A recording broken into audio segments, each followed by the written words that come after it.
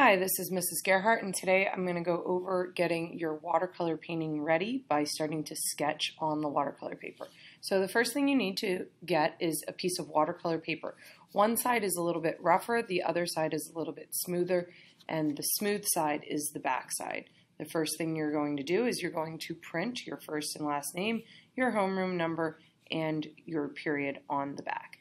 Then you're going to need to find some images online. So I would recommend opening up a Google Doc, and you can start to find images that you like and just start compiling them all together into one Google Doc, and then you can start to decide which image or image you want to work from. So we're starting to get a little bit more realistic with our paintings, so we want to work from an actual image. You could also pull an image from your telephone, or you could pull an image from maybe a vacation or something that you have done in the past. So then what we're going to do is we're going to start to sketch. Now you can sketch from one image or multiple images. So first I'm going to add what's in the foreground of my image, and for me that is going to be this sailboat.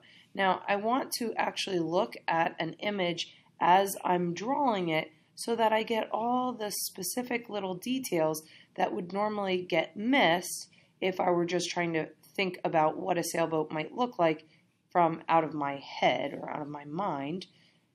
So I'm starting to look carefully. I'm looking, okay, what type of line is this? I have a straight line for the front of the mast, and then I have a curved line at the bottom. The edge of the boat goes basically straight across.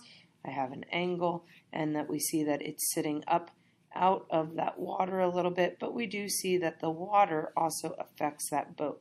We also see some people inside of the boat. Now again, they're fairly small, so they don't have to be real detailed, but I'm not going to just draw them as a stick figure. So I am going to start to show what do those people, what do their general shapes look like, even though they're pretty small in this particular image.